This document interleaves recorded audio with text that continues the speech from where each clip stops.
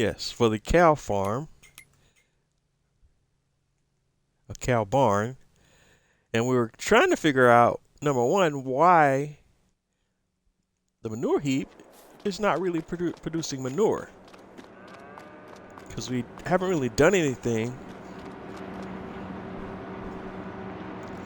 to impact the production or lack thereof. And I'm also still kind of trying to figure out if the pigs are producing manure, and if so, is this manure heap extension close enough to pick up manure from the pigs as well? Because if it's picking up manure from both the pigsty and the cow barn, we should be getting a lot more manure than we're getting at the frequency and the rate that we're getting it. Let me check one other thing here. Let's go look at our cows. We still have, well, let's do it from this point.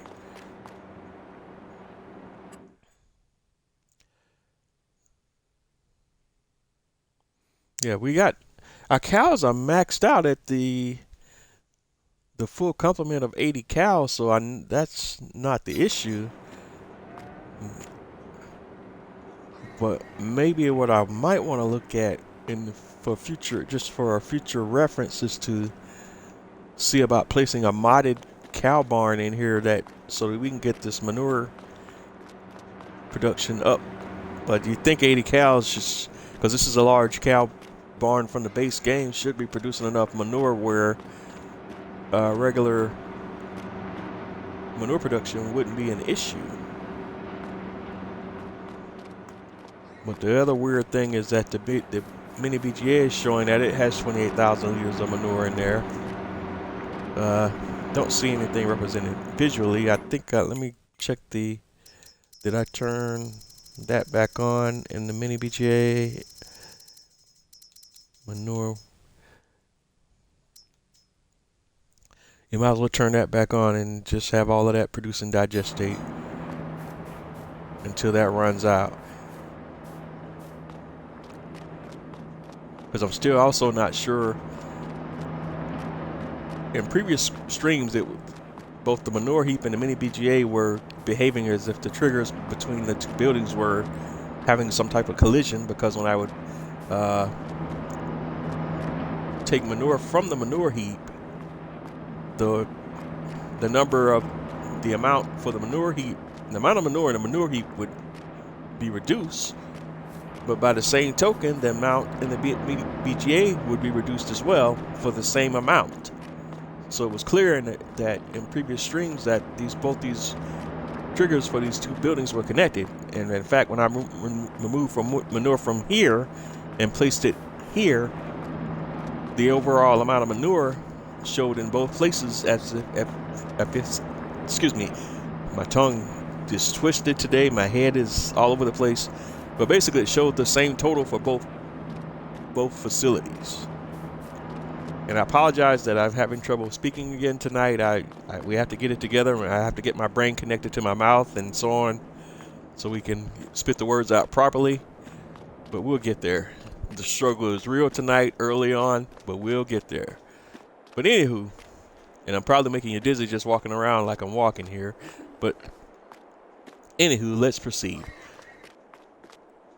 And kind of where I'm at now, we're just gonna operate as is. We're just going to see now if this issue continues to be a problem. We have 968 liters of manure showing in the manure heap right now, and the total of manure in the mini BGA is showing as 28,000 and decreasing now that I turn the production chain back on. So it doesn't look like the triggers are no longer behaving as if they're having a collision. So and there was a recent update for the mini BGA, and maybe when I installed that update, that may have fixed that problem, but I hadn't been focused on the mini BGA in recent streams, and that update was probably a few weeks back, and I never did really pay attention at that point in time. But still, what's kind of weird is how the manure heap was showing that it had a ton of manure in there, and now all of a sudden the manure is being consumed at a faster rate, but that could also be an impact of the update to the mini BGA as well. But what's weird now is it's again, the triggers are not behaving as if they had a collision as they did previously. But moving along, we're picking up from where we left off. I had a brain fart when I was thinking about what to do with the excess milk that I had for my dairy production chains, and what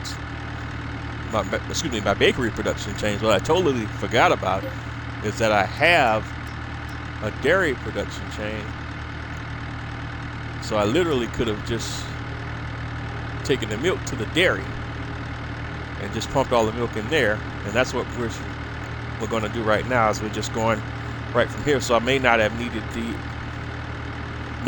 to even place this silo, or this temporary silo, if you will, as I called it. So we're going to go do that now. And I apologize when I noticed when I put some of these videos up on YouTube, and especially some of the night videos when I'm doing operations at night, they're coming through really dark, but a lot of that has to do with the resolution that the video is recorded at as well. And that's all a Twitch thing and a YouTube thing. But eventually, if I get enough followers and get enough resources in, and I get me a legitimate capture card, we're gonna bump this thing up to doing real 4K videos. But I'm not at that point. I'm not at that capacity yet. I'm just working with, since I'm on console, I'm basically working with the resources I have on hand for right now. But if I grow enough, obviously I'll continue to make investments in my streams, and my quality will increase, the equipment and the investment I make in my streams will increase, and you'll see better results overall. But right now, I'm just starting out, trying to grow and build and see where this thing goes. And definitely, if my business continues to be good, I'll continue to invest back in the business, and we'll continue to grow and have fun together. All right, so we're dropping this milk off to the dairy. And there's plenty of capacity in the dairy for 30,000 liters of milk or more. In fact, let's take a peek at it to see what is the capacity of the dairy. Where are your dairies? Close to the top. That's right.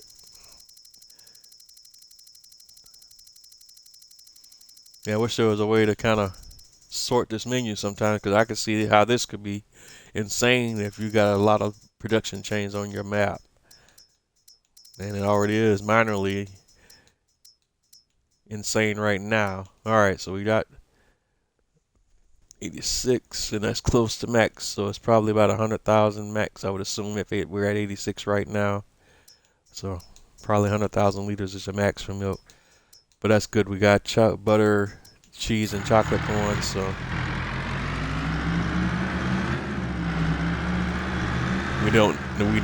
we also no longer need that temporary silo we placed there, so I'll go handle that situation in just a bit.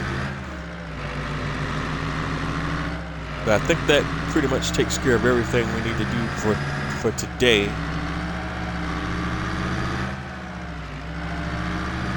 And when we advance a month, we'll be into the month of March, and we should have a lot of things to do starting in the month of March.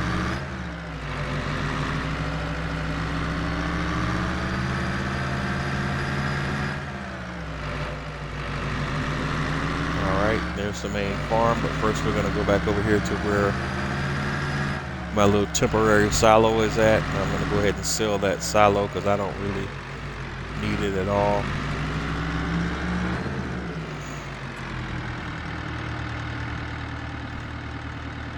Sell that. We got it $500 back.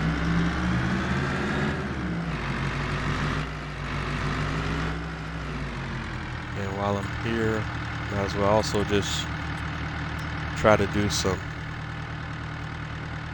landscaping.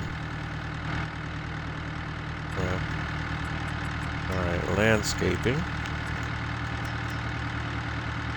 So we want to take the soften tool and just go back over it, because whenever you place these buildings, the game just does crazy stuff with the surface, even though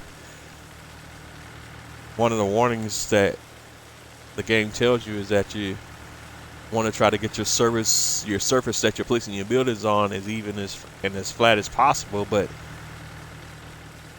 you don't always know if your surface is flat, even though it might appear flat to the naked eye, because you don't have grids or anything on there to kind of show you the actual the delineations of the surface, you know. So it's really hard to see, because looking at all of this, just in generally speaking, I would say that it for the most part looks flat, but as soon as you place a building, the terrain does all sorts of crazy stuff. Like when I placed this industrial bakery, I had no idea this thing was gonna create hills and dips and valleys and all of this stuff. But that's just one of the issues you have when you're placing buildings in 22. It's a little more extreme and a little different than it was in 19. It's kind of crazy how the tools for landscaping, I would say, arguably are more robust in 22, but it's at the same time it's limited. It's kind of like a walking contradiction, if you will. All right, so I'm gonna drop off my tanker. We're pretty much done with what we're gonna do for today.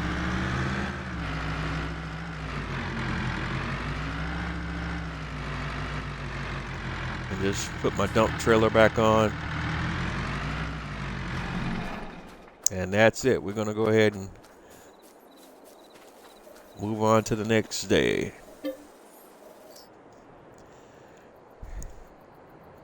And again, while I'm thinking out loud, why the issue with the manure is still a concern is because my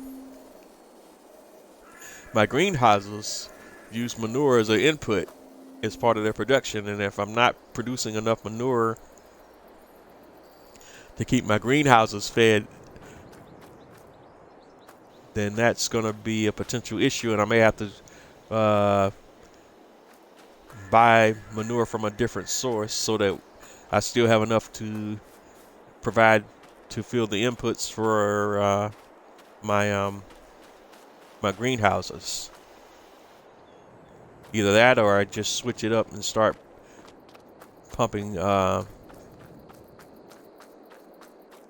putting fertilizer in them, because I could use either fertilizer or manure as the inputs. But I'm focused right now. I have them set for. Well, I can't put fertilizer because apologies. Well, there's two versions of the greenhouses that you can get. You can get the version of the greenhouses that. Wait a minute, am I talking out of my brain now? All right. The greenhouses can use either solid fertilizer or manure for the inputs, but right now I've been focusing on using manure for the inputs because it's a cheaper input, because I can produce that for free from the animals, whilst fertilizer, for the most part, is not free. Although I do have a production chain now that takes digestate and turns that into manure, so I do now have thanks to my production chain, have a holistic source for solid fertilizer, but it's not producing at enough of a rate, I don't think, to feed my greenhouses, or is it?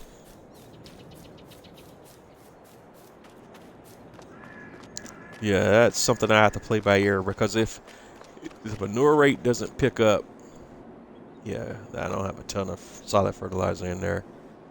But although we do have it filled to the capacity with digestate right now, so that situation is going to change.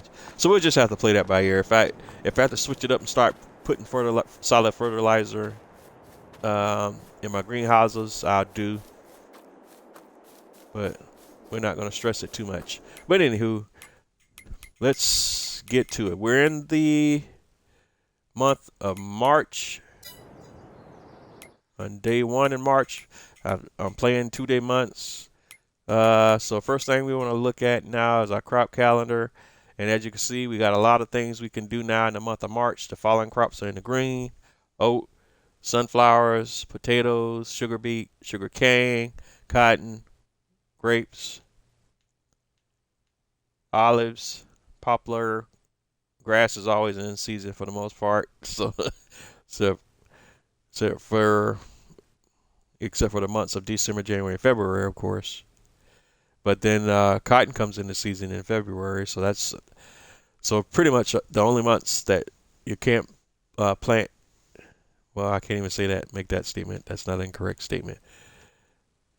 Well, yeah, it is correct. The only month that you really can't plant any crops is in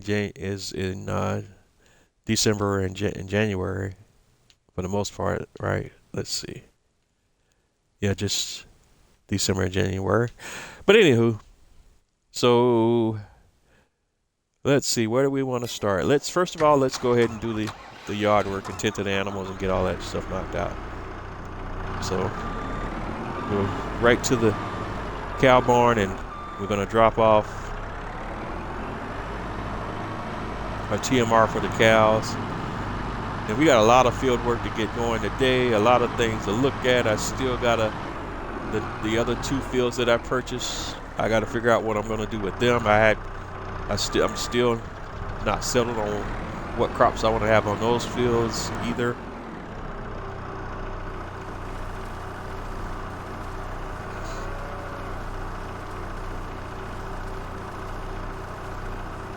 All right. Let's see how much TMR the cows consume. About half of the capacity of the mixer. So that's all we need to do with that for right now. We can go ahead and park the TMR mixer. And we can go from there right into my John Deere 6250. I'm a Deere guy. All right, and let's go grab our pig food.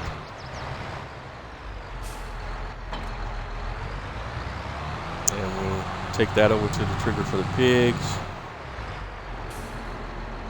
And drop off the pig food.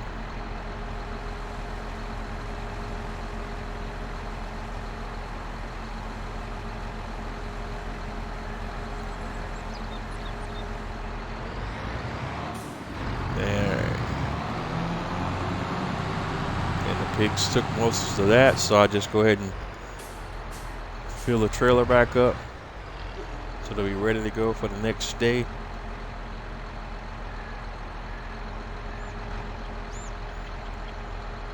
And again, since we're playing 2-day months, you can kind of think of the monthly cycle as day 1 being day 1 through 15 of the month, and day 2 being day 16 through 30 or 31 of the month. So that's kind of how you have to look at the daily cycles when you're playing with the shorter months. And I'm not a math guy, but if we had it to set to 3 days, I don't know how that breakdown would fall out. That's a little more advanced math, but you still get the concept, the general concept of what we're talking about here. The game does all the math in the background so that you don't have to. And the animal and the consumption rates and all that stuff are adjusted in according with how you have your day, your cycle, your monthly cycle set up for the map. All right, so next up is your straw. And then go ahead and get that taken care of as well. So we're going to drop that off.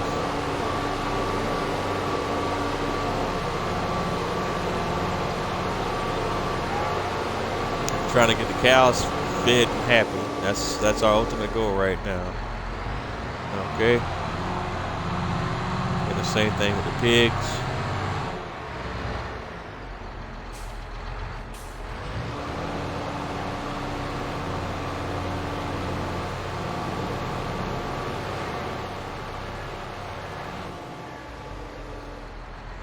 Okay. I just have to hit the trigger again just to make sure that the issue why it stopped dumping is not because the bale was exhausted, but because the capacity of the pen has actually been reached. All right, and we're good to go there.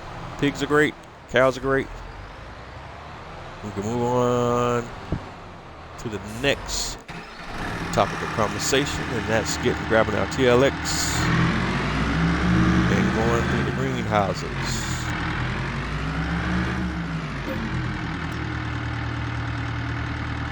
And while he's filling up, let's just take a peek at what our greenhouses are looking like. Water, seeds, manure. They're all in the green. I really don't have to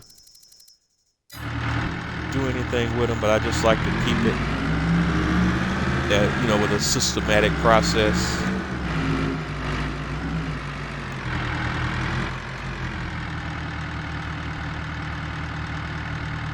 And I think, and I've spoken on before how I wish the game kind of did a better job of showing us where the trigger locations were at.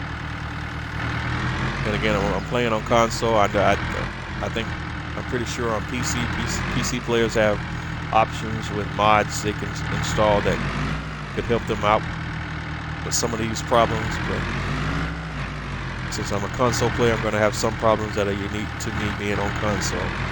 And yes, for you PC Master Race guys, I understand. Yeah, I could play on a PC, but that's not my gaming platform of choice. I choose to play on a console for a lot of different reasons. I consider my computer as more my work device than my play device. Not saying that I don't play games on my PC, but it's not my primary platform of choice for gaming. All right.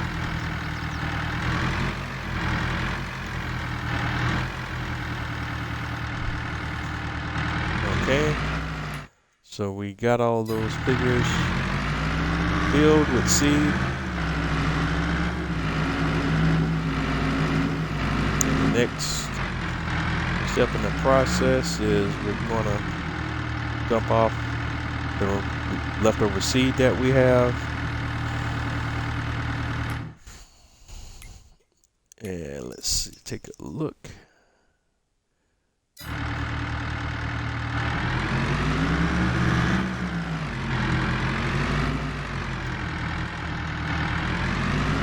The next thing you want to do is go pick up some fertilizer and then top off all the fertilizer triggers for each of the greenhouses. Excuse me, I say fertilizer, I mean to say manure.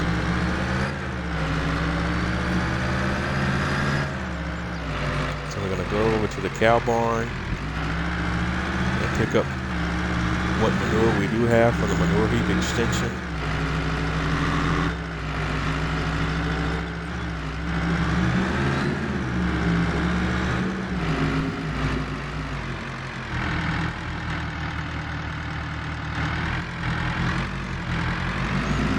And we have a whopping 2,382 liters right now.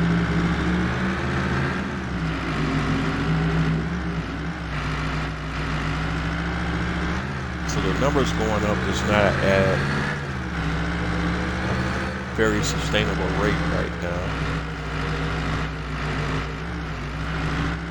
And again, I'm not wholly understanding why the cows are not producing as much as it seems like they were previously.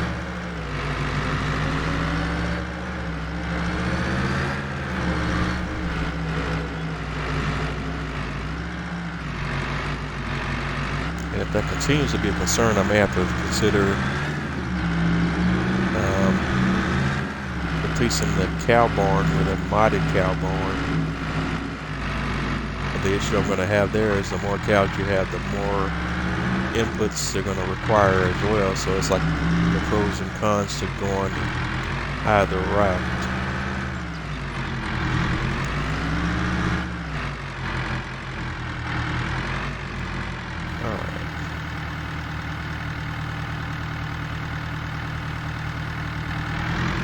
So we're gonna drop as much manure here and at the greenhouse triggers as we can.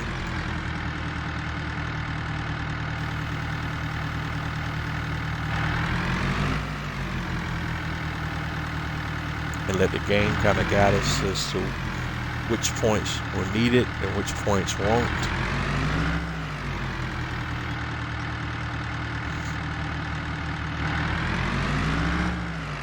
But as you can see, the numbers going down a little by little, so definitely there are some points that did need it, and we're hitting some of them. And that's my overall goal here, to try to hit as many of them as I can.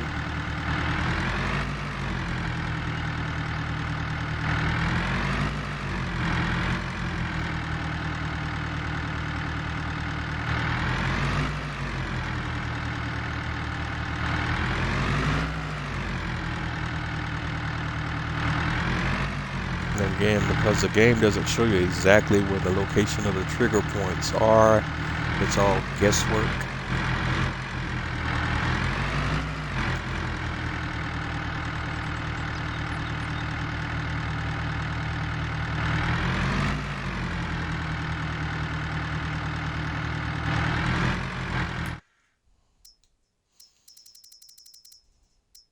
But I'm happy with it. It looks like I got most of them covered. So, since such is the case, we can go back to the cow barn and drop off all of our leftovers.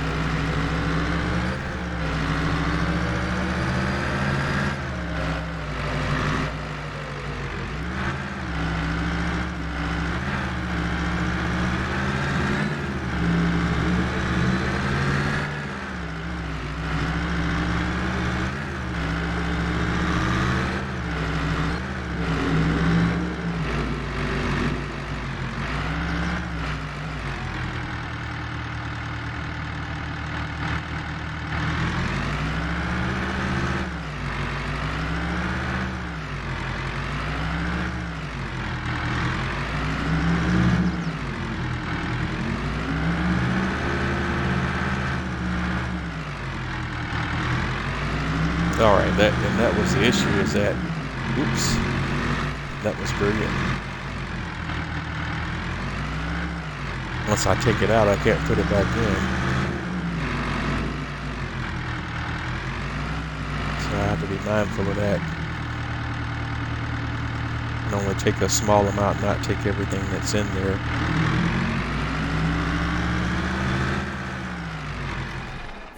Alright, let me fix that real quick. My brilliant driving again, and as I'm running through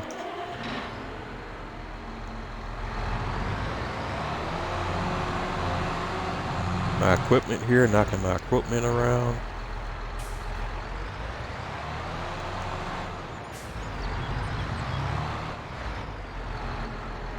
Alright, can we get it lined up? Yes.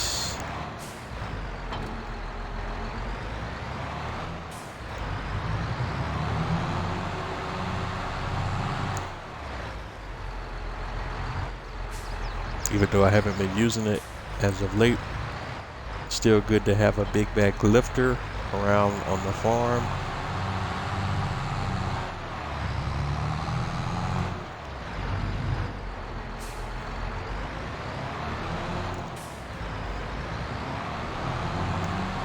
So we get that back in position and drop that off there. And I just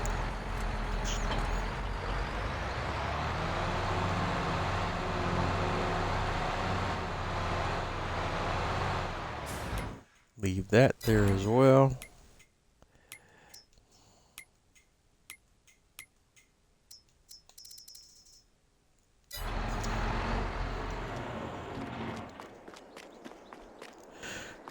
All right, and let's hop back in the truck. Next thing we're gonna do with the greenhouses is do our water.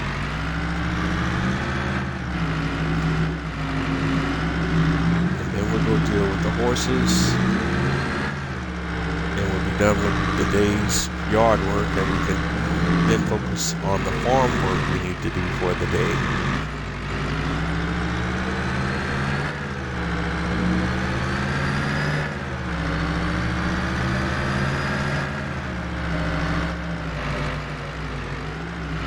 And again, now that we're, oh goodness.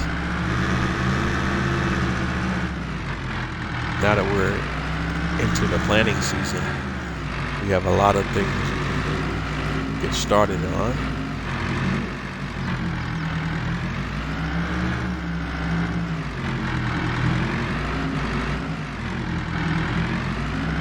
Okay, drop the dump trailer off for the moment and grab the tanker trailer.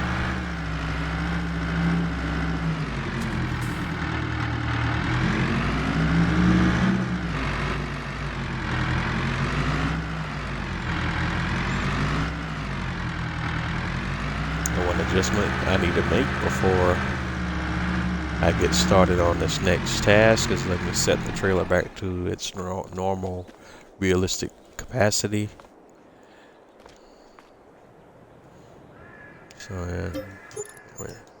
and while we're here, we'll go ahead and repair the vehicles as well. Configuration standard, customize, yes.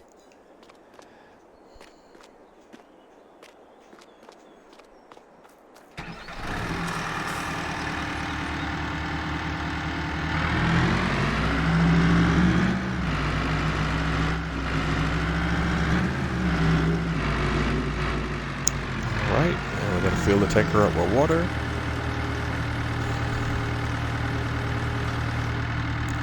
And then we proceed to hit all the greenhouse water fill points.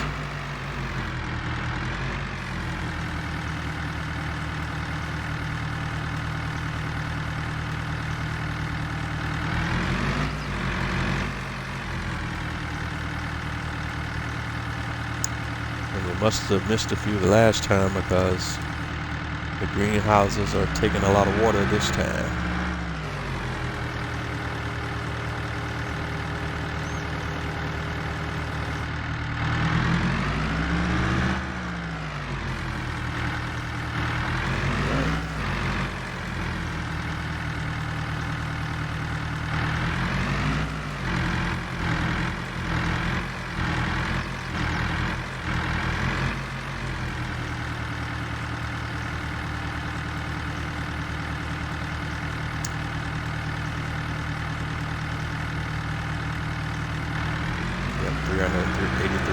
Liters.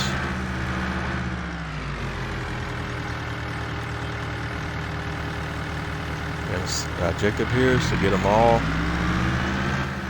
maxed out.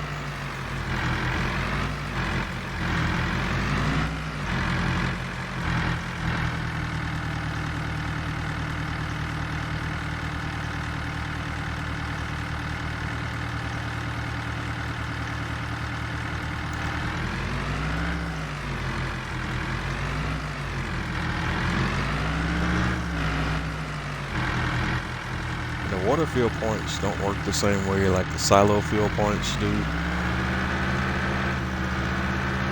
for some odd reason. Because once you hit the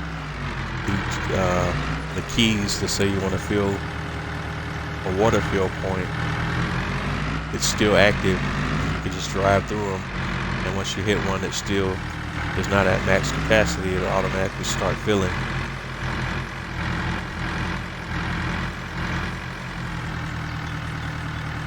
As you can see here.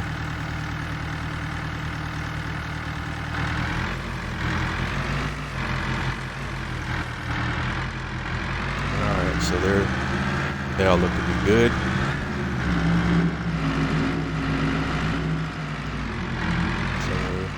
So we're all done with the greenhouses.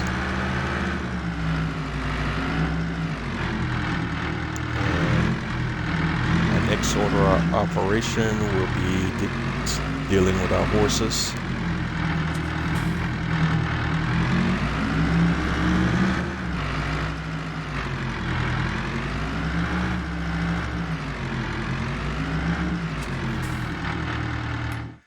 So we're going to go to the main map screen, and I'm going to hop over to the horse barn, and we're gonna hop right in. Let's go. We're still at 4 horses, so I just need to meet the riding requirement for all the 4 horses. So just bear with me while we get that done. And thankfully, again, one of the tweaks they did that Giants did between Farming Simulator 22 and 21. Excuse me, Farming Simulator 19 and Farming Simulator 22, is they reduced the amount of time that it takes to fill the horse's riding needs. It's usually take a good solid 5 minutes per horse per day, but thankfully they reduced it now to a time of about roughly 2 minutes per horse, which is still a decent amount of time, but nothing like the 5 minutes that you used to have to do. And again, on PC, I know that their PC players have mods that can automate those processes, but for console players, it can be a lot more tedious depending on how many horses you own. But if that's your thing and you want to play horse riding simulator, then you're welcome to. But I'm kind of the type of player that wants to have a balance between both worlds. I like doing the horses. So far, it's also therapeutic, just as it is doing the crop work. But I just don't also want to be at a point where I have too many horses and that's all I'm having to do every day too, is just ride horses.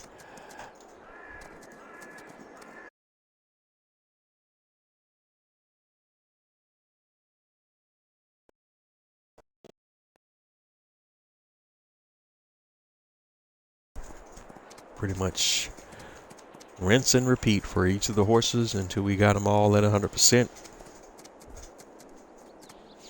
Then we'll clean them.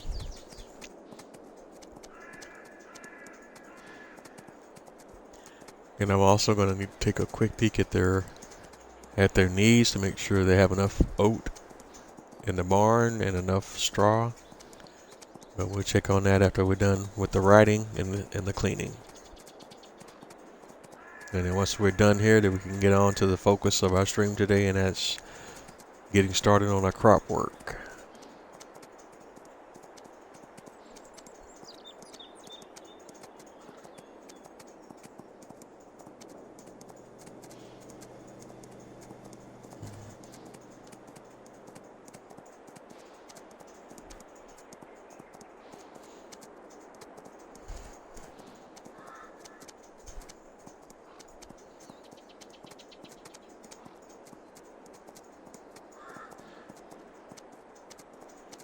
And on some of my streams, I like to outline or focus on some new and notable mods during the week, but that all depends on the week and what mods were released during the week, and if I had time to actually download and spend some time using some of the mods that came out during the week. This week, the biggest or most substantial mod that I want to acknowledge that came out was a highly anticipated map that a lot of players have been looking forward to its release on Farming Simulator 22, because it was a very popular map on Farming Simulator 19, and that's the Stone Valley map by Lancey Boy. Lancey Boy is a very popular map maker for the Farming Simulator community, and players have been waiting on this map to drop for quite some time. Well, it's finally here. I haven't had time yet to take the map through its proper paces.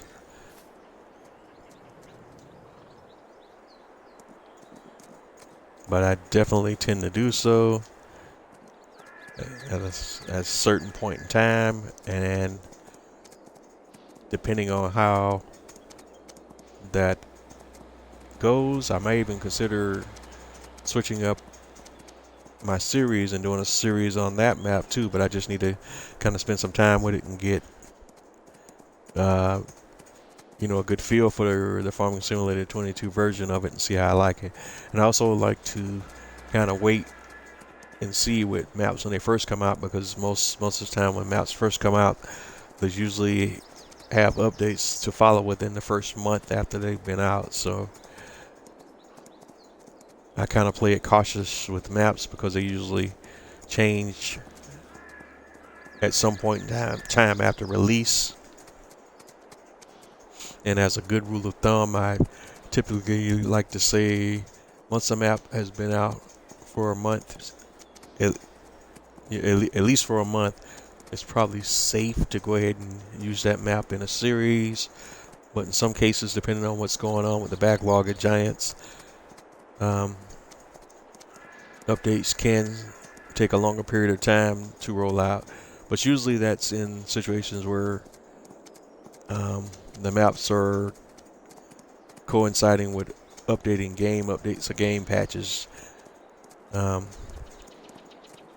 which Giants may still do with the Kubota DLC pack that's scheduled to release later this month. If there are any maps that release around the time that DLC pack drops, because they usually schedule their game updates to release with or around the same time as those DLC packs are released as well.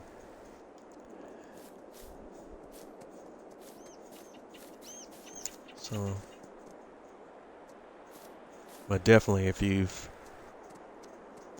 did not have an opportunity to experience the Stone Valley map in Farming Simulator 19, you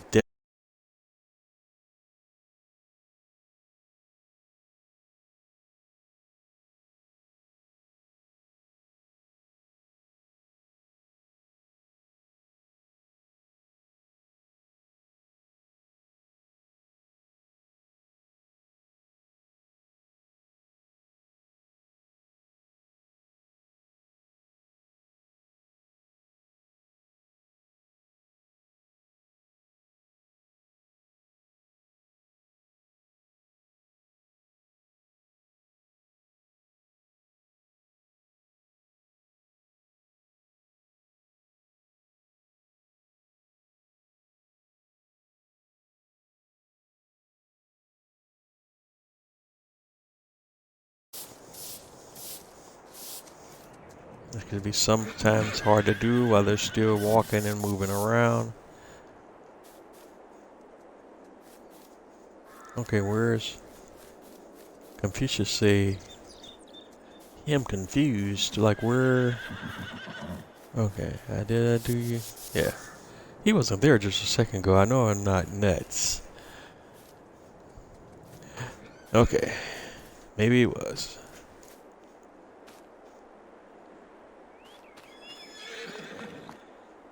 Okay.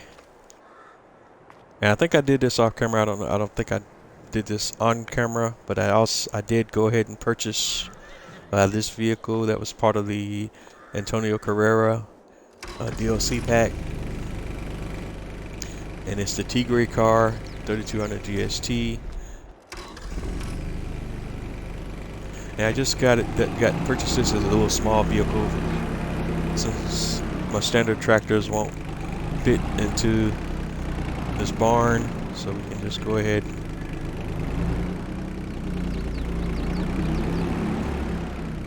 fill this up with straw here, if I can get in the right spot.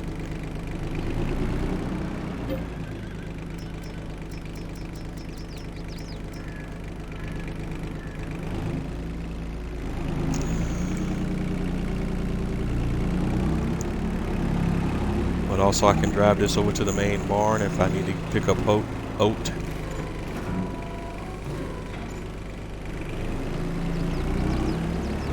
And it fits nicely within the confines of this building. So just another cool vehicle to have, and this one's just for the horse, for dealing with the horse. Okay, why are you... Alright, I don't know why it's acting like it can't take all of the entire contents. of the dump trailer, but okay.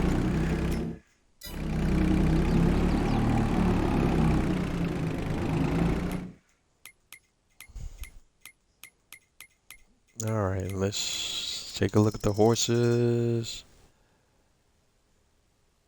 Food is close to being topped off. I'm not going to worry about grabbing any oat right now until the food consumed is a lot lower level.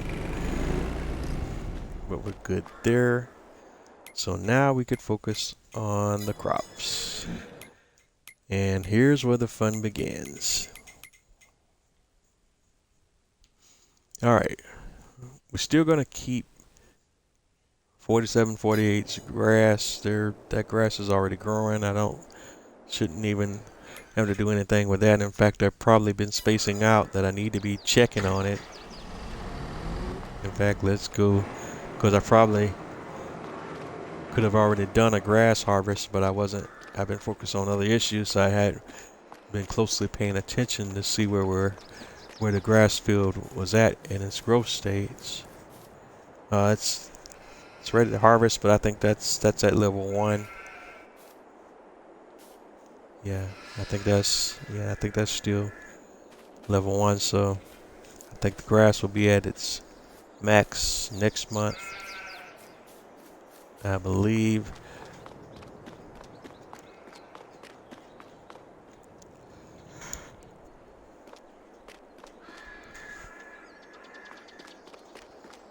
But the first thing we want to go ahead and do is we want to grab our plow, our tractor and our plow, and go ahead and plow our cornfield.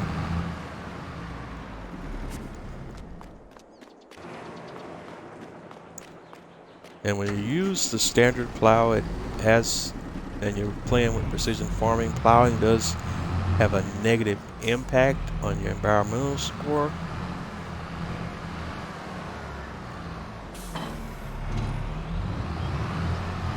But when I do my seeding and I use a direct drill seeder for my planting, that negative impact will be negated through some of the other precision farming processes. So it works itself out in the end. But first thing first, let's go ahead and plow our cornfield.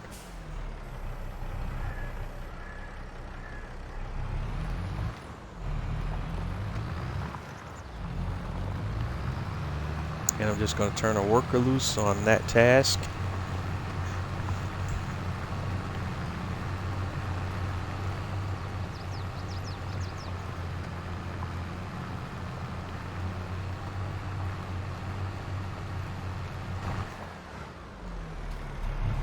And plowing does produce stones.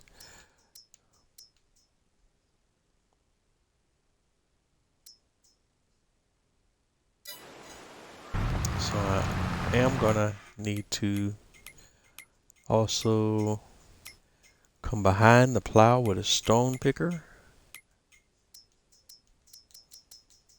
And since stoning is not something I do every day, I'm not gonna purchase a stone picker at this point in time, so we'll just lease one. Yeah, okay, and I'm trying to find where they're at in the menu. My eyes are failing me at the moment. Where are we at? Okay. Balers, Velos, Volkswagen. This arrows. Oh, there it goes.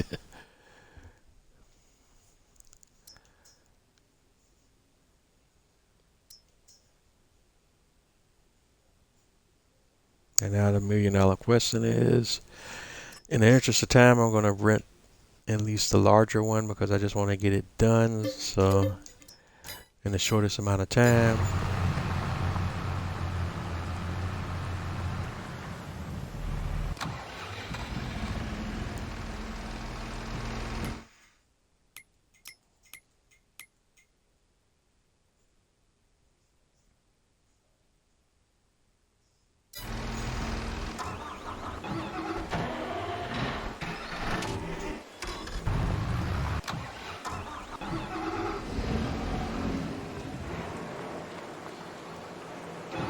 And we're gonna take my other tractor, my McCormick, and I'm gonna use this tractor in my stoning operations. So we're gonna go pick up the stone picker I just leased from the shop.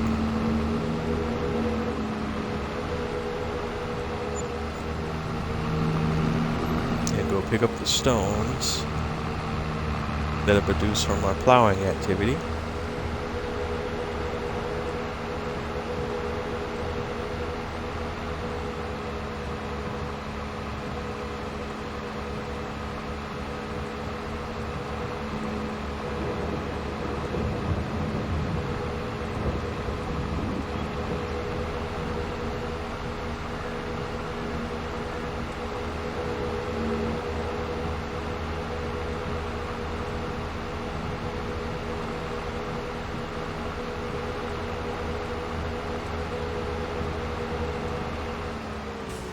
Alright, here we go. We're at the shop.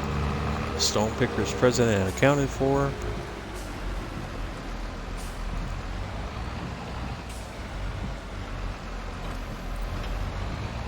And we just need to pick that up, take that back to the field.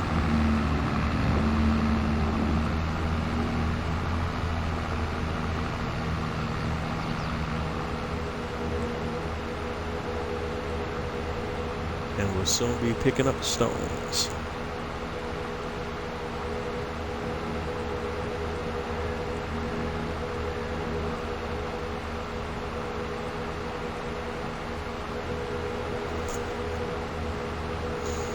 And again, while we're on the topic, just as a sidebar conversation, I know everybody plays this game a little bit differently, and at the end of the day, you have to do and play the game the way that's fun for you. There's a lot of different communities and sub-communities out there, and everybody has their own play styles. A lot of players are into setting up their servers, because one of the other additions with 22 that's really the highlight of 22 as well is you could play multiplayer on different platforms. And so for the first time in the history of the game, console players and PC players can play together online.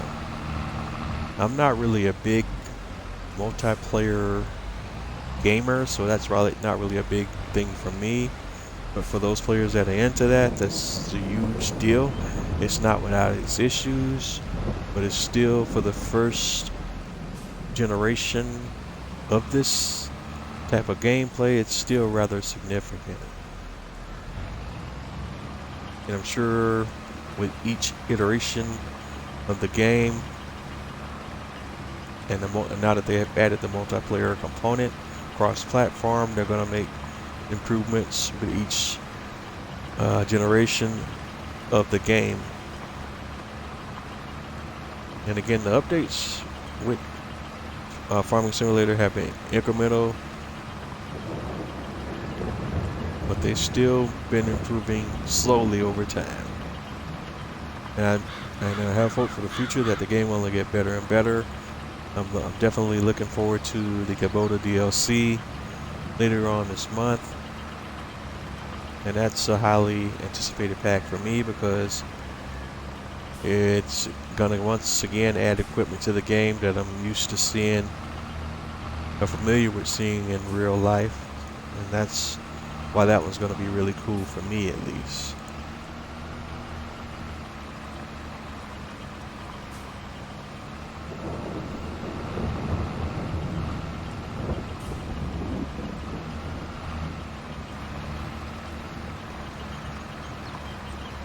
And I struggle with driving in straight lines, so I'm gonna turn this job over to the worker as well, and then come back and tweak any sections that the worker might have missed.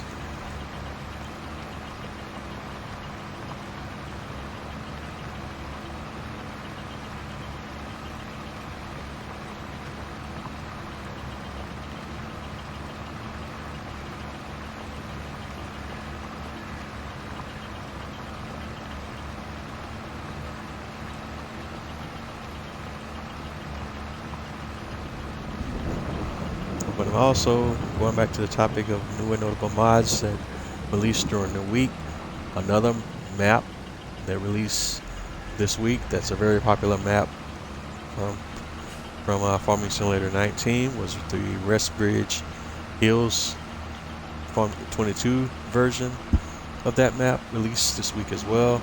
That was a very popular map with a lot of players. Definitely want to check that one out if you get the opportunity. And that map is by Zero Oito.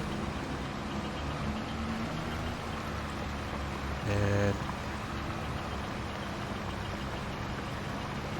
another cool tractor mod that looks like it dropped this week was a JCB Fast Track 3200 Extra. I don't have that one installed as of yet, but that's the JCB tractors are very popular tractors because they're some of the fastest tractors in the game. Definitely fun to play with.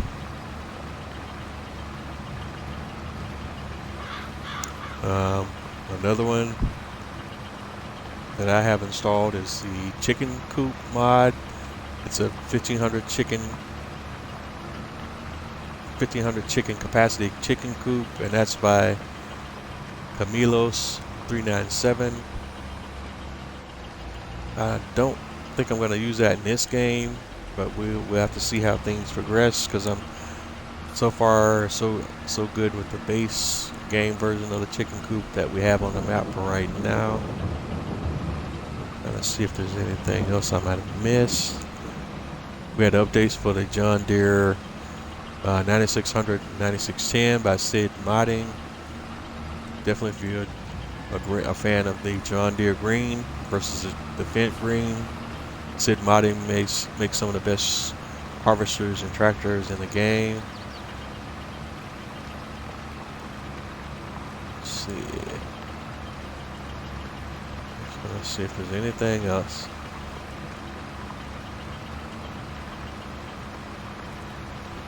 At least, and I'm focusing on some of the things that I use more, that I might use and that I might like more than everything that's out there. Just,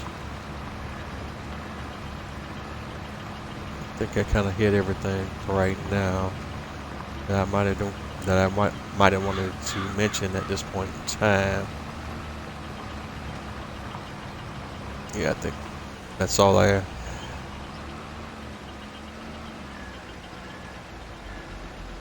Well, there's one more. The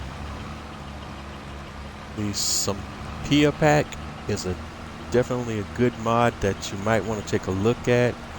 I don't have it installed in my game for right now, but that pack has a fertilizer tipper in it that has a 8,500 liter capacity, and your lime spreaders, and it has a 3-point attachment on the back of it. So with that tipper, you can attach your fertilizer spreaders and your lime spreaders to the back, to the 3-point connection on that tipper trailer, and you can tip to the spreader while you're in the field. So it basically effectively increases the capacity of any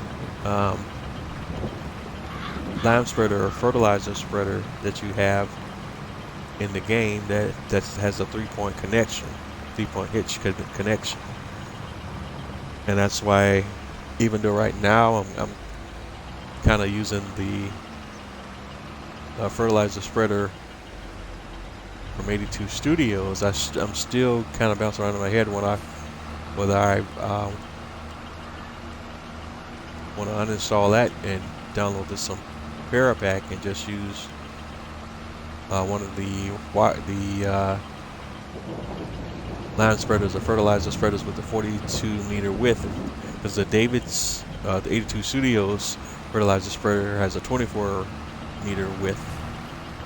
And if I use this tipper along with the fertilizer spreader or lime spreader, that kind of negates the increased capacity for the 82 Studios fertilizer lime spreader. And I'd rather have a spreader that has a wider width and the increased capacity, and that tipper trailer allows me to use those instead. So I'm just gonna may look at installing this pack and making those updates to my game saves as well. Still kind of bouncing around that and bouncing that around in my head as well.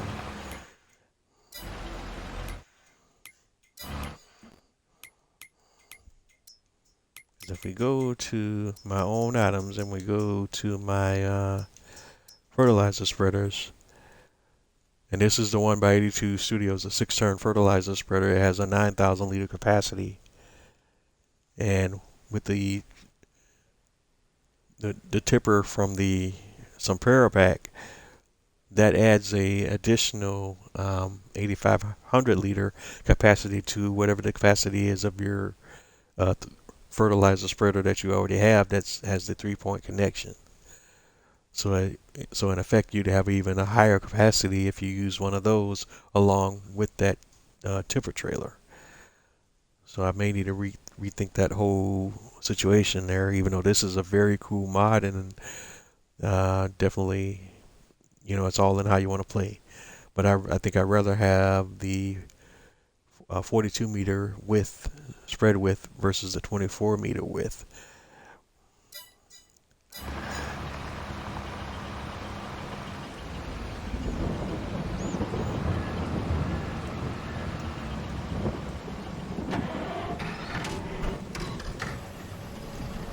Okay, so my worker's finished plowing right now. And so I can take him right. Okay, you still missed some stuff there, buddy. Alright.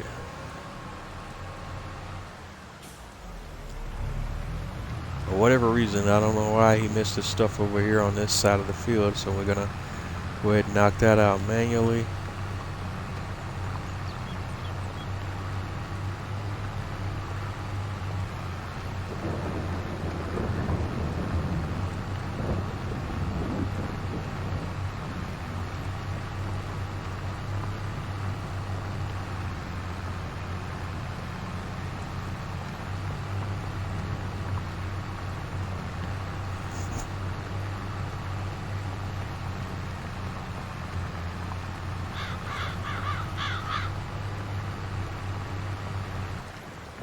Okay, we're done there. Oh, nope. Missed a spot over there too. Let me get to that before the worker does that one. And hopefully he didn't miss any other spots. Oh.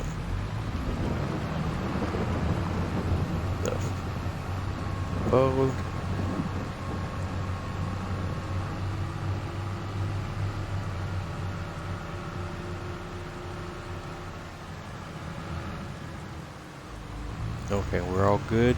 Yeah, we look good.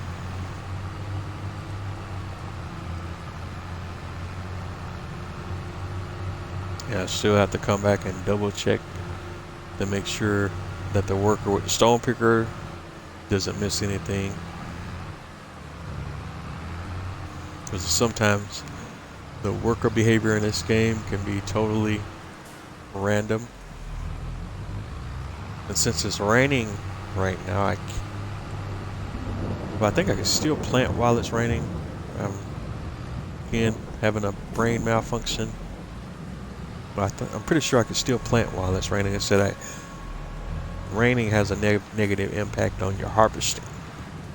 Alright, so now we're over on field 41, which is my sugarcane field. And we're doing the same deal. We have to plow this field too. But one thing I don't want to happen is I gotta keep an eye on the worker here, because what happened in one of my previous streams is I set the worker, I left the worker on his own to plow a field, and he literally ignored the road between the two fields and plowed the field I set him to plow plus the next field over. So I gotta still keep an eye on my worker to make sure he's not doing anything crazy like that.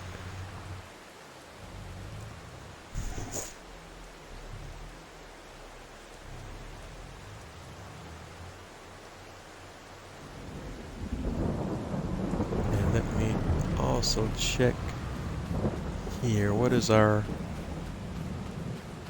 pH value? Is perfect. Let's go look at precision farming.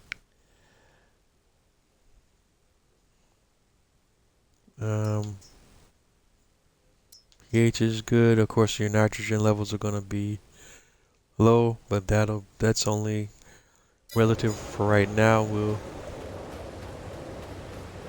deal with that as part of our fieldwork process after we plant.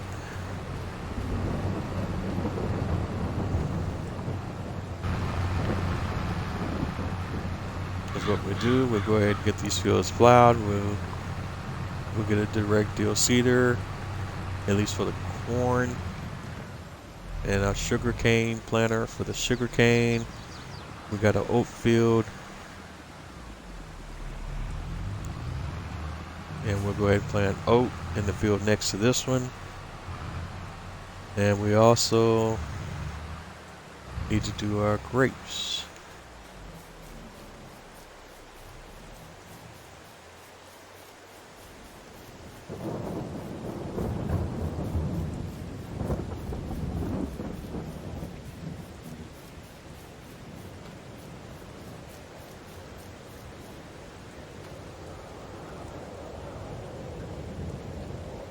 And I think the grapes start growing automatically.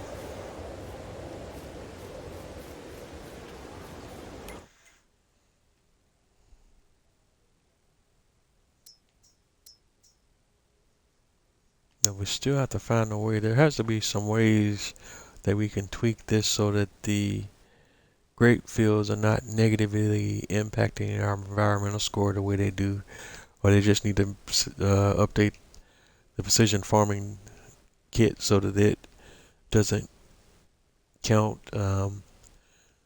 grape and olive fields into the calculation for the environmental scoring.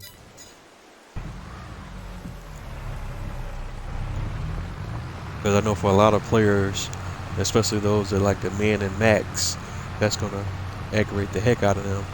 And I'm not myself a player that needs to min or max out everything, but I do like to try to get as close as possible as I can to whatever the max or the minimum is, depending on what I'm trying to do. So it'll still bother me, but maybe not as some of those meticulous type players.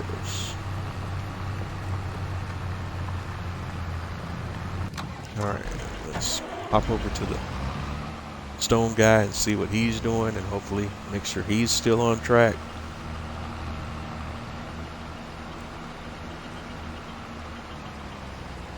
And it looks like he's still behaving okay for right now. And it doesn't seem to be missing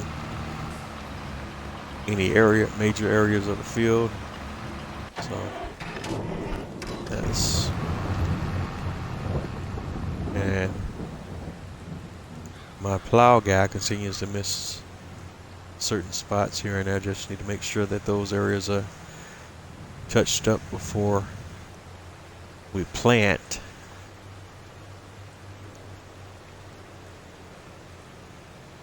And it's just really weird how they miss these little small spots at the top and bottom of the field.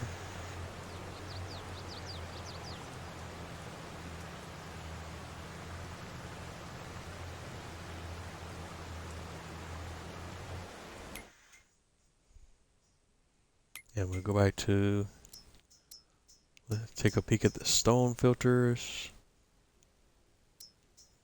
Right, so stones. Hey.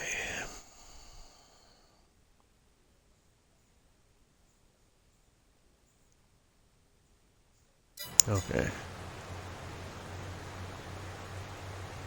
And the as you see, the plowing operation is producing medium stones, so we can come through this field with a stone picker as well. and pick up all those medium stones. And then I have a production chain that turns the rocks into lime. So I just take all those stones over to that production point, and we could turn those rocks into lime, so we can make a little bit of money off of that, or use it or recycle that lime for use into on my farms, which is for the most part what I've been doing with it.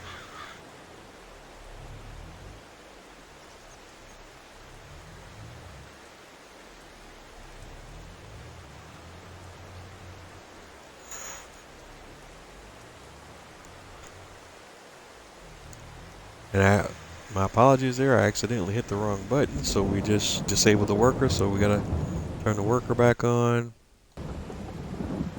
There, he's back on track.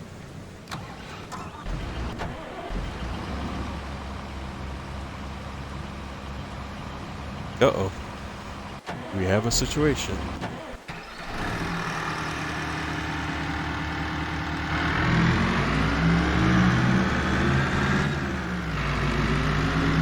The stone picker guy, his trailer is full, so we need to dump some stones. So I'm gonna take my TLX out to that field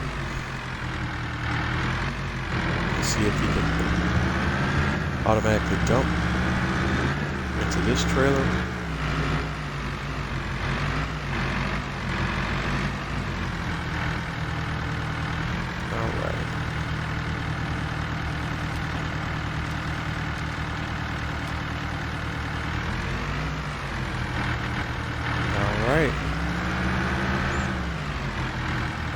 And that got us going again, and that's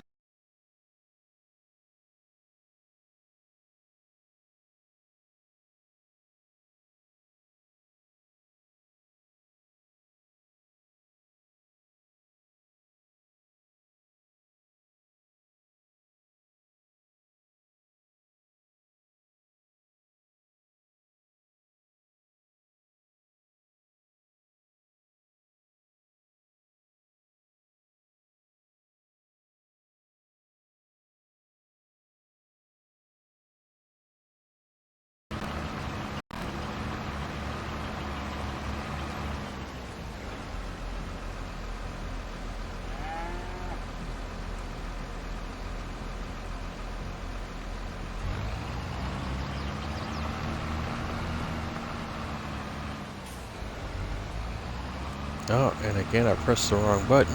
So let's get the worker back on track. Just wanted to take a screenshot real quick, and I pressed the wrong button.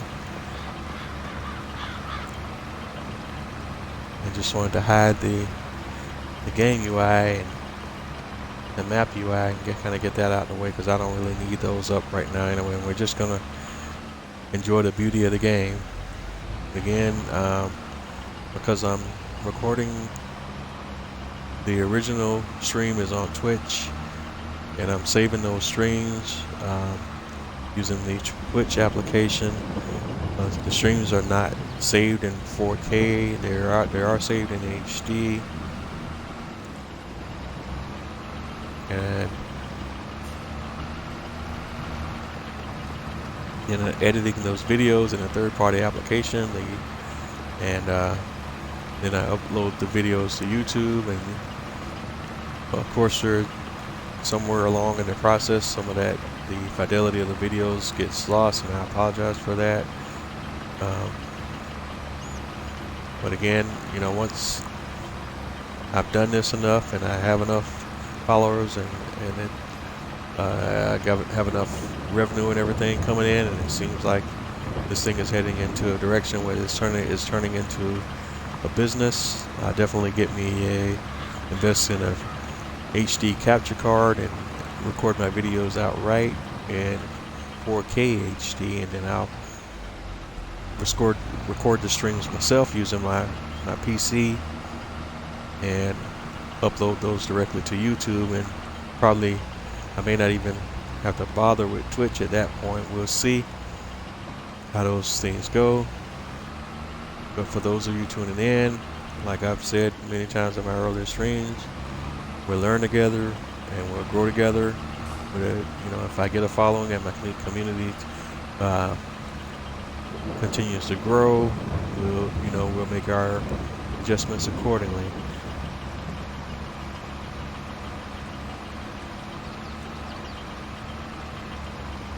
Definitely, I'm all for whatever the community wants to do. Just let me know. You know, keep the likes coming, keep the comments coming, keep the criticisms coming. It's all about the love of the game.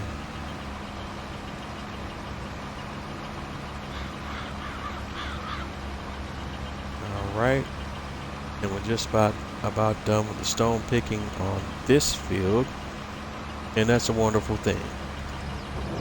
So we can go ahead and dismiss the worker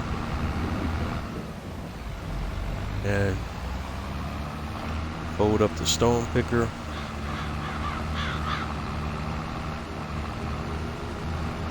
And I'm not going to make him unload for right now again. We don't really need to unload until he has a full load.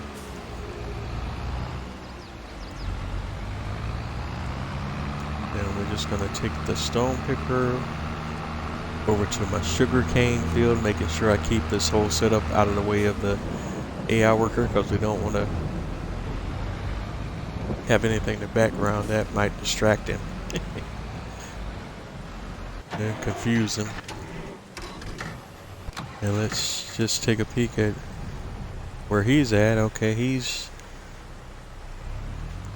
says he's done. Well, let's go see how done he really is.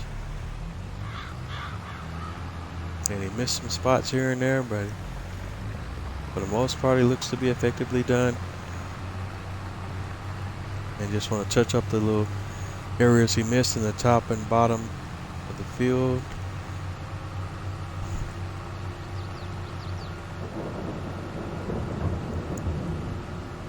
Yep, and there's some spots here at the top as well.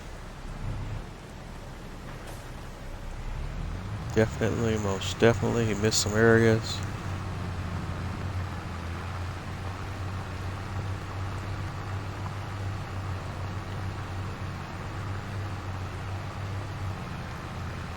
I'll just go ahead and touch those up right now. Okay. And that's looks to be everything we need to do with the plow on this field.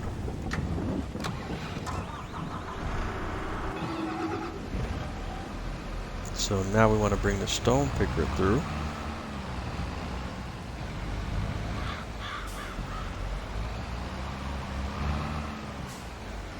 I'm going to unfold it.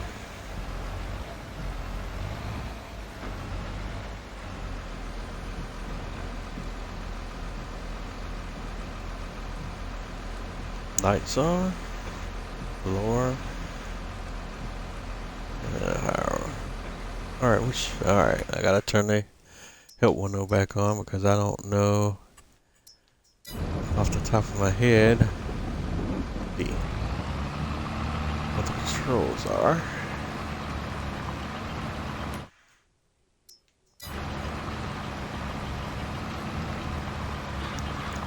And what I have to remember to start doing while I'm on these labs as well is just hide the UI and only have it up if I really need it, so that we can all admire the beauty of the game in its full capacity without having so much clutter on the screen.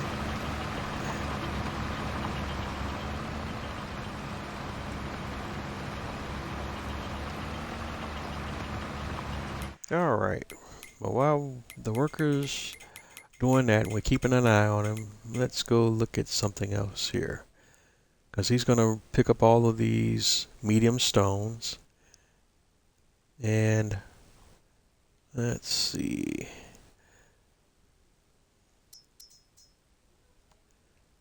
What are we going to do with our fields that our newly acquired fields here, 53, 54, and 55? Let's go take a look at the crop calendar again. All right. And again, we could do oat. We already have an oat field. We got a corn field, so I want to do something different with these fields. Our options are sunflowers, or potatoes, or sugar beet. I already got the sugar cane. Um, if we do potatoes or sugar beet, we don't have a silo in which to store the crops that we harvest because we don't have a multi-fruit silo. So we'll need to purchase another silo and figure out where we're going to put that silo. There's definitely no spot for it on our main farm at the current, at least as far as the farm is currently configured.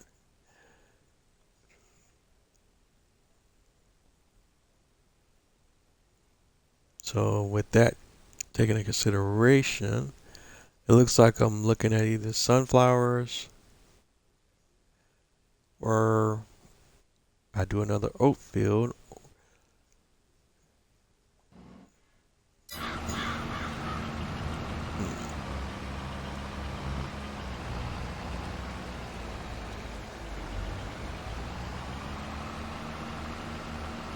Got to think about that one for a little bit.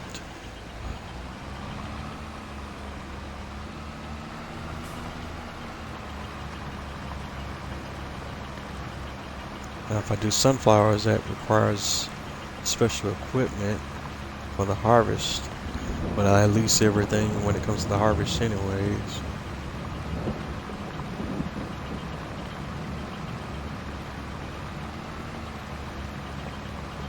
I don't think I've done sunflowers in FS22 as of yet either, though. So I think that's what we'll do. We'll do sunflowers on 53. And we'll do sugar beets on 55. We already got barley on 54. We just need to, after we do this next harvest, rework the field so that we can get it up to the proper setup that we need it to be.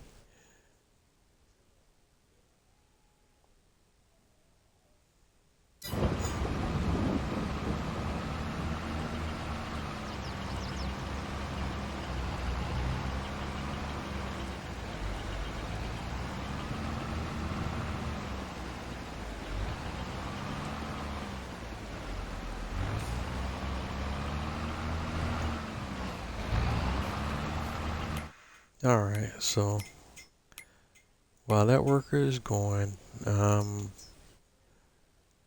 keep forgetting also when I'm on these things to look and still check to see what products are on sale because I could still run across some good deals here and there. That's a 6 meter.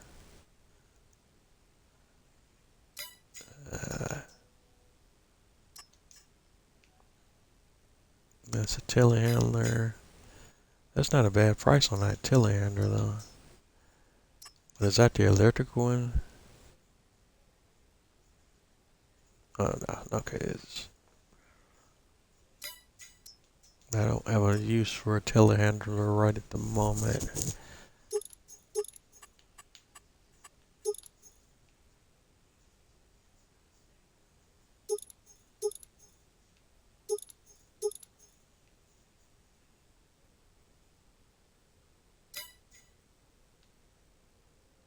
Alright, nothing there. Oh, well, we want to go take a look at the cedars while we're in the shop.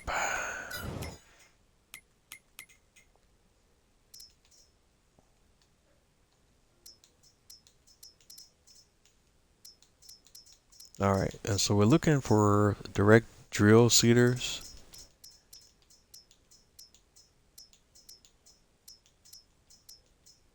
And when you have a cedar that supports direct drill, you'll see the statement at the top that says these machines are used to seed crops like wheat, barley, canola. Additionally, this cedar offers the possibility to seed directly. No previous cultivating or plowing is necessary.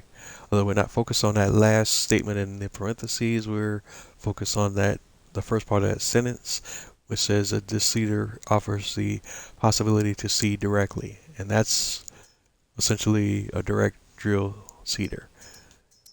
And when you're playing with precision farming, that's what we want to see.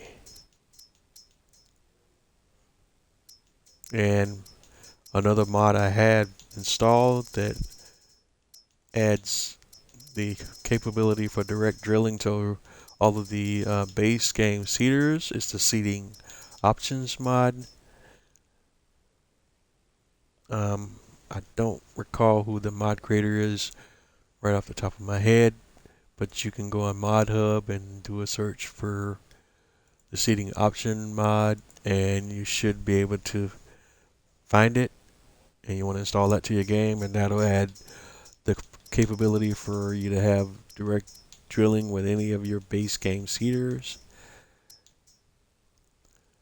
Let's see here. Which seeder do I want to use? That one does all of your grain crops, but if I'm going to do sunflowers, let's see. We have to use a planter for sunflowers, right?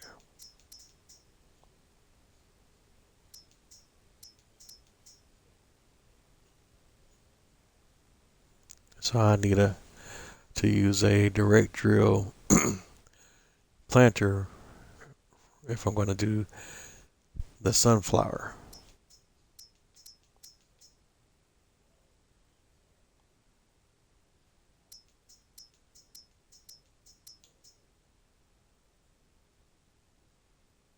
And thankfully the seeding options mod gives me options here as well. So let's see here.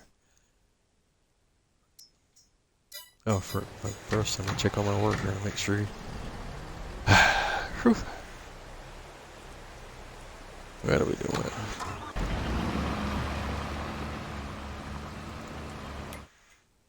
Okay, he's still not out of bounds or doing anything too crazy. Make sure I got the right filter turned on.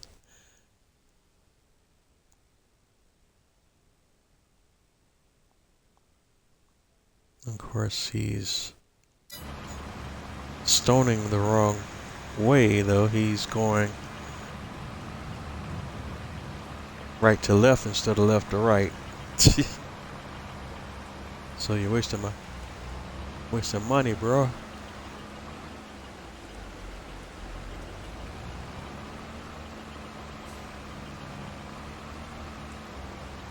Let's see what he does now. Does he go to the...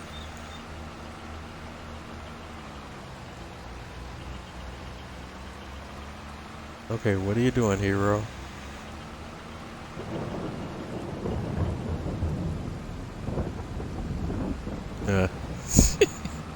No, you have not.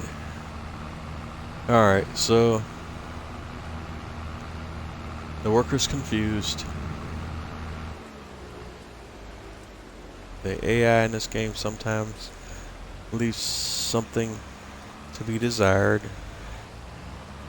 Alright, so let's see if we set him up on this side of the field. Would he be less confused?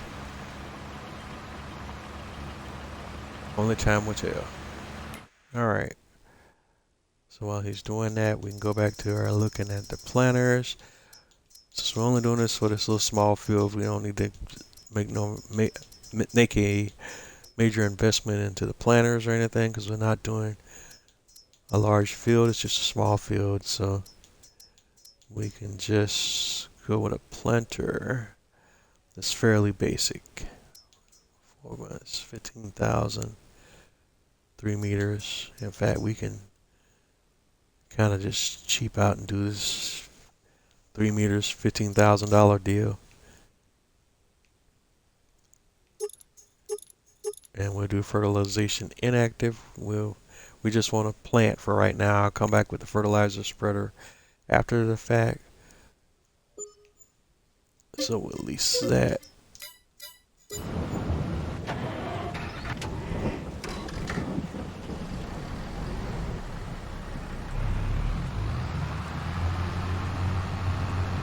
And normally I use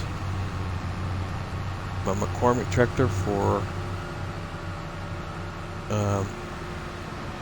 fertilizer, seeding, and planting operations, but it depends on what I'm doing. Sometimes it's all hands on deck, and this is one of those scenarios as well. So first thing first, we're gonna get rid of our plow.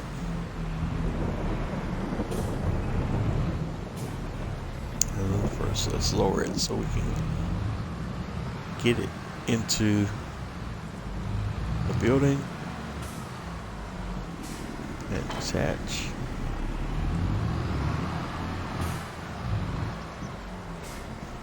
And close our gate.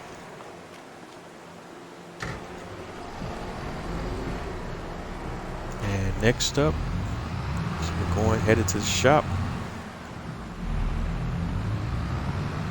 to pick up our equipment.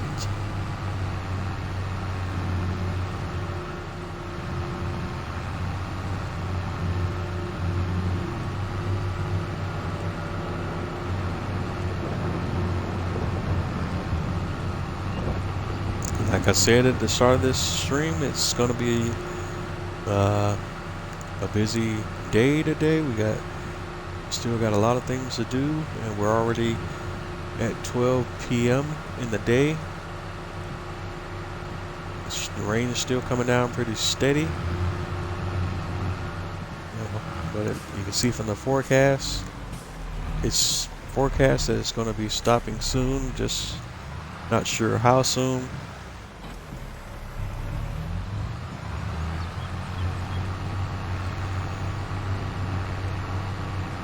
Alright, and the next stop is the main farm to pick up some seed.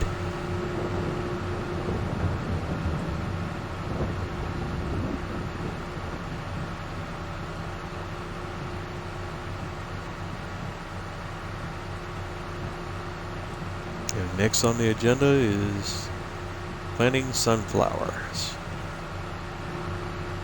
And that's going to be a fun crop to work with as well.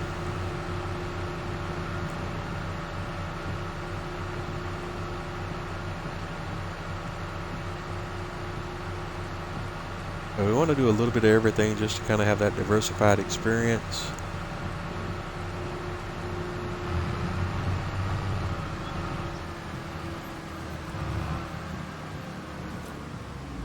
Alright, so we're going to open the cover on the cedar. Okay, and how do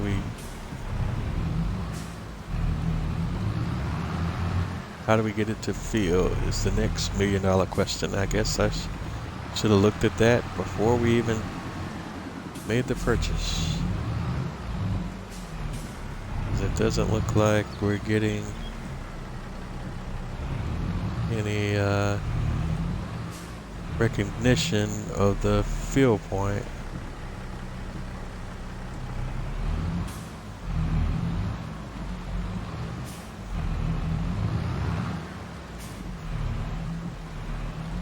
Interesting. Alright, so the only thing I could feel this way I could feel this is from a seed. A big bag. I'm confused. I am confused. Alright, well, back to the shop. And this is one of the things with Farming Simulator 22 is a lot of things you're going to learn through trial and error. There are things in the game that are not explained very well, if at all. I never used this piece of equipment in this game before, so I don't know what the issue is there. We're going to start with purchasing a big bag of seeds and see if that is what the issue is. Yep. Works fine now. So we'll Just a second. Big bag pallet. Uh-huh.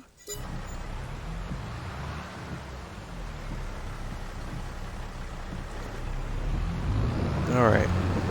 We got 1,400 liters of seed. And we're off to field 53 is where we're gonna do the whole do the sunflowers at.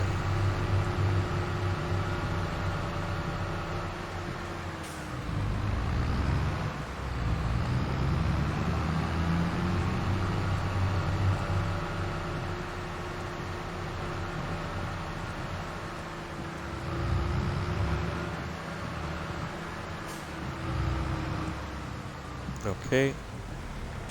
Before we get started here, we need to turn the help menu back on here for the moment. I want to select seed, sunflowers.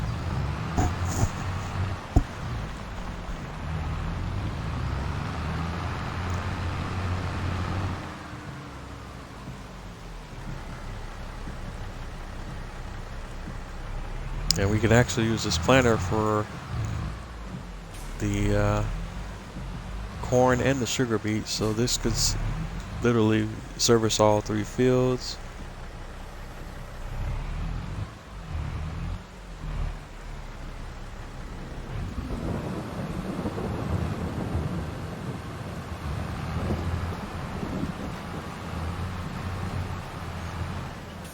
Alright, I did put it on sugar beet, I hope. Sunflowers, excuse me. Yeah, okay.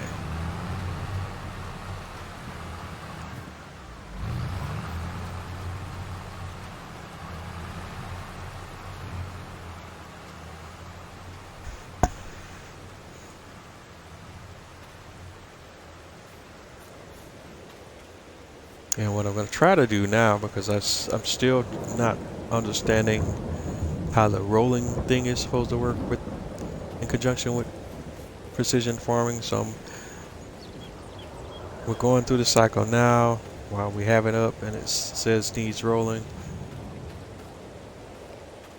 So we're going to see if I roll right after I plant, if that makes a difference and gets rid of that little nag screen for me. I'm still not completely understanding how rolling works in conjunction with precision farming.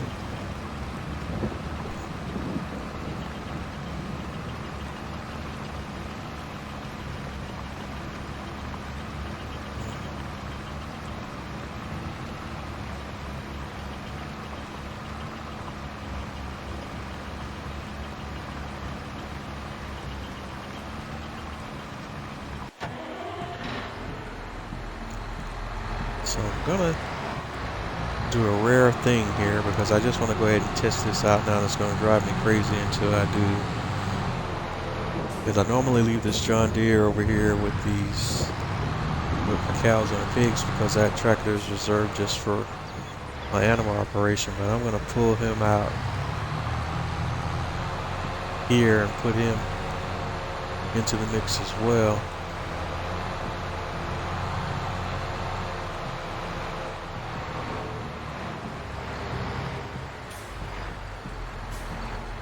And I'm gonna go grab this roller.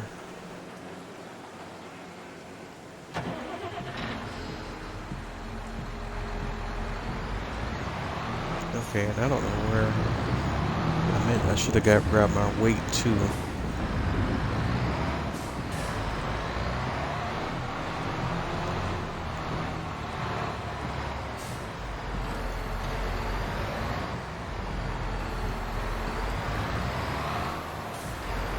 Alright, gotta fold it up to get it out of there.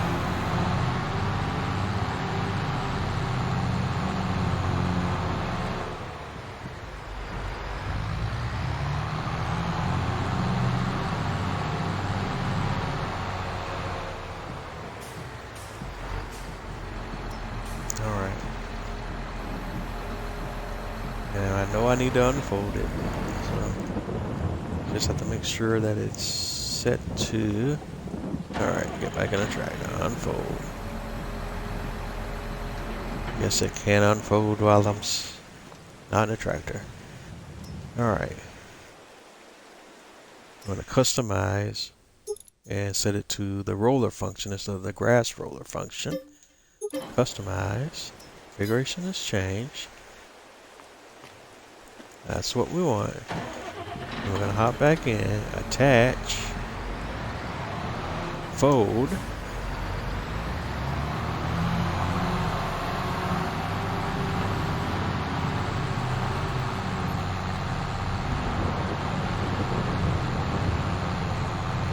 And then we're going to take this tractor over to field 50.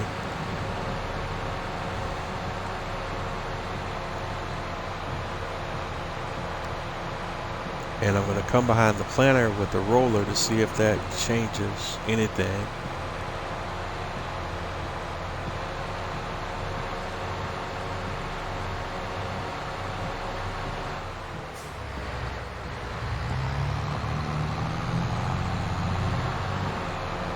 Because at this point, I'm just still trying to wrap my brain around how all these different game elements are supposed to work together in unison, or if they don't work in unison.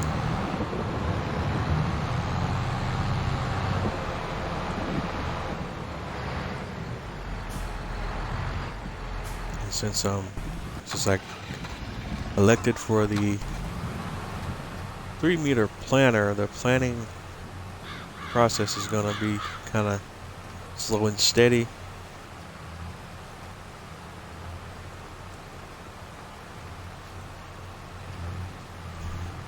Yeah, I probably should have got a wider width planter.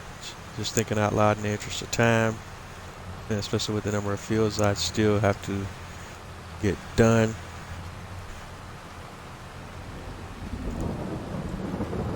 Let's see here. May I just have to take the L on that lease. Let's see. That's a good bit of kit there too, because that has extra capacity. You got your 600 liters there, and you get another 2,000 liters there. And I should have went with what's the width on that Lemkin kit? That's 6 meters, so I should have went at least with that kit at the bare minimum. Being Mr. El Cheapo there, 5 meters. That's a 6-meter kit there for 54,000. That's a single piece.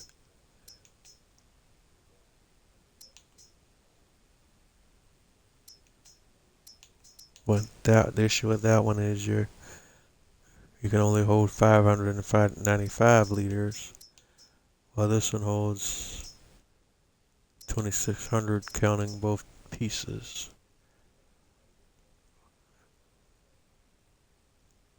No, don't need a 9-meter. 12-meter and all of that. That's all well and good, but don't need it.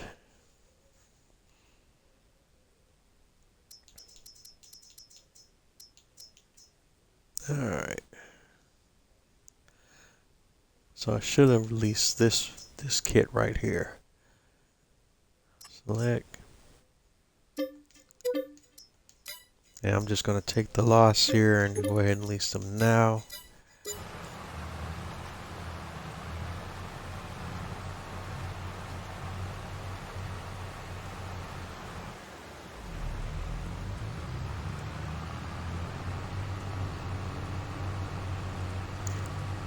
And we're going to reboot a portion of this operation.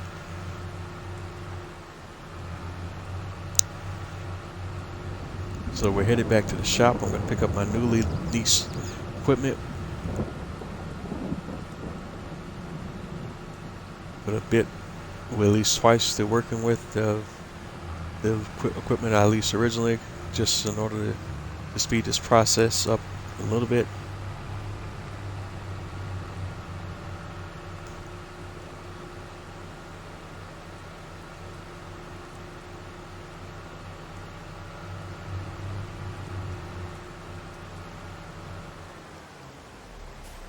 All right, we're gonna unload the seeds and drop you off.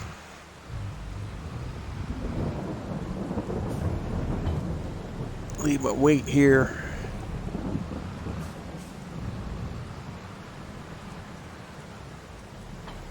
Boom. There's a front section and a back section.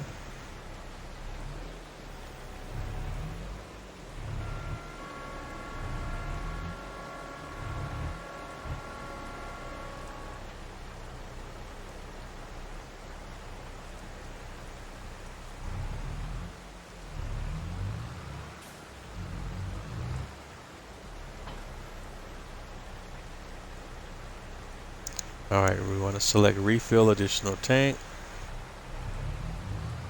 Refill additional tank. And we're going to refill, get an order, purchase another big bag, because if we purchase too much seed, we can always come back and unload any leftover seeds into the silo on the farm. Alright, so that's filled. And as for the other planter, then at least we can go ahead and turn that back in. Make sure you set the sunflowers for now. And we'll be back for you, Mr. Wait.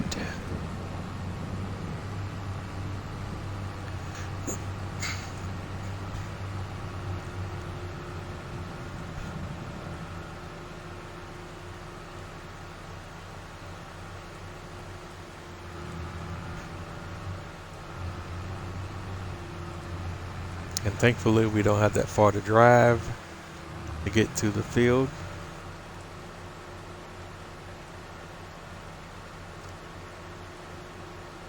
And the rain's still coming down pretty steady.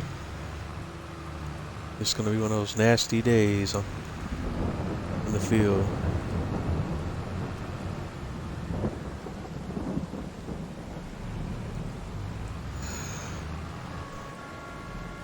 So as best as we can, we're going to try to get back to the point where we were when we stopped, canceled the seeding operation. Actually, we can't do that because we're dealing with an entirely different width, so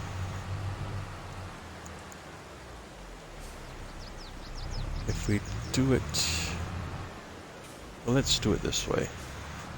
We'll start from the opposite end of the field.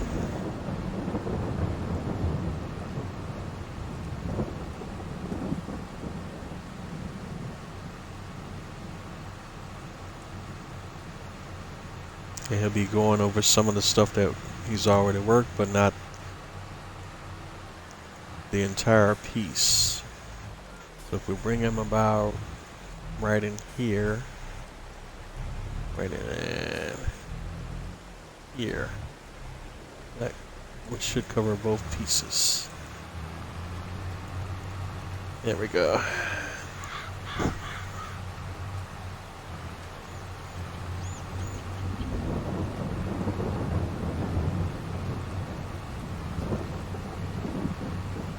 And that should, since this planter is twice as wide as the 3 meter, it should effectively double his work rate.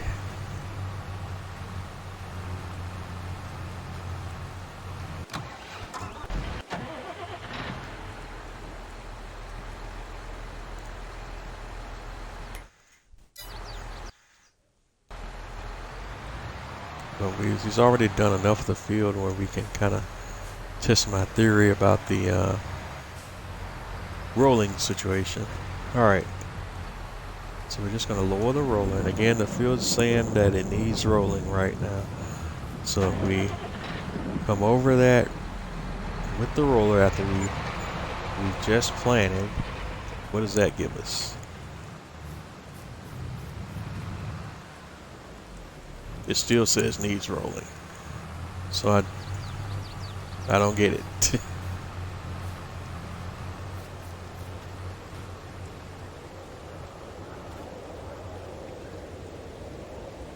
And if you tell the worker to do it, He still rolls. But the field info is still saying that it needs rolling, so I don't get it.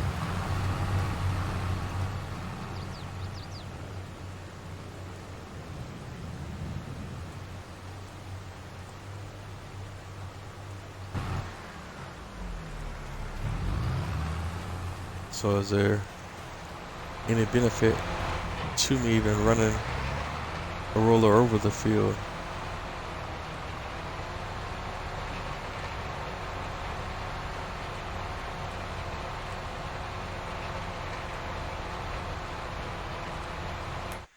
Okay, let me see what the filter shows. Alright, so let's look at the filters.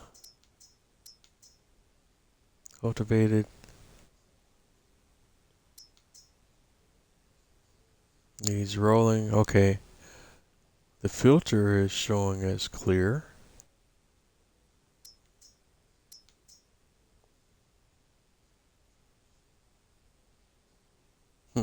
That's confusing as all get out.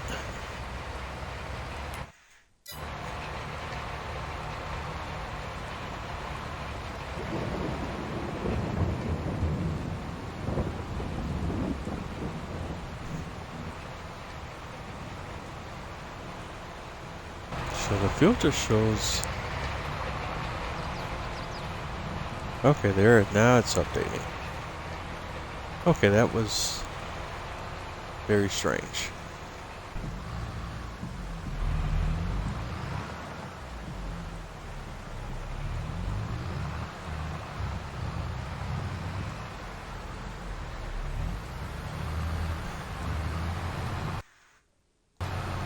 Alrighty. So what we have going now, we are planting sunflowers on 53.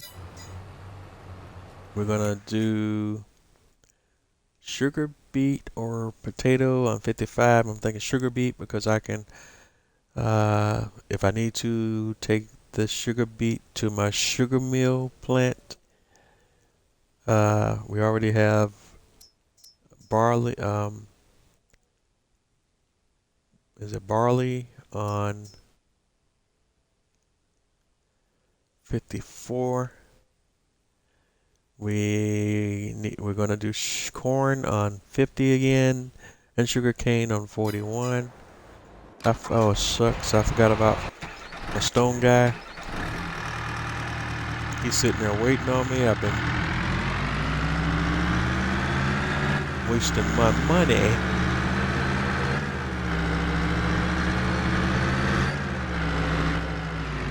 He's sitting there waiting on me to unload.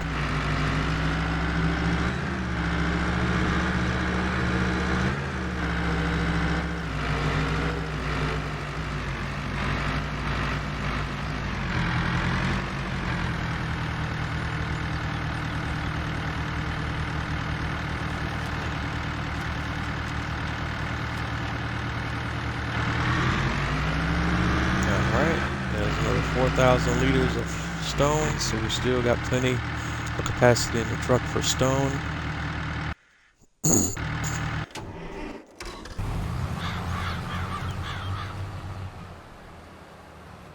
And we're kind of just chugging along.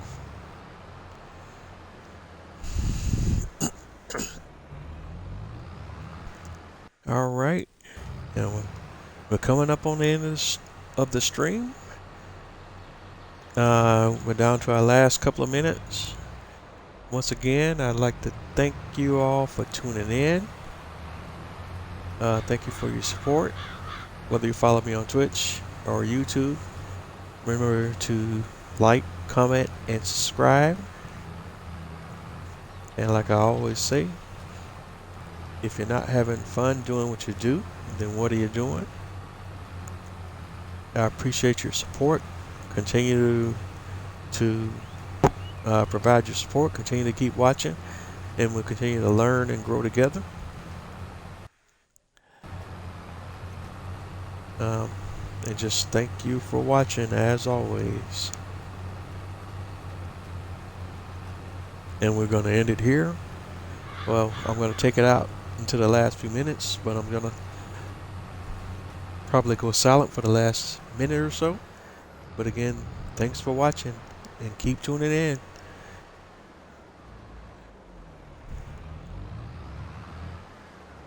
And I catch you on the next live stream. And remember, this is Bose 831 Gaming live on Twitch. And I'll catch up with you later.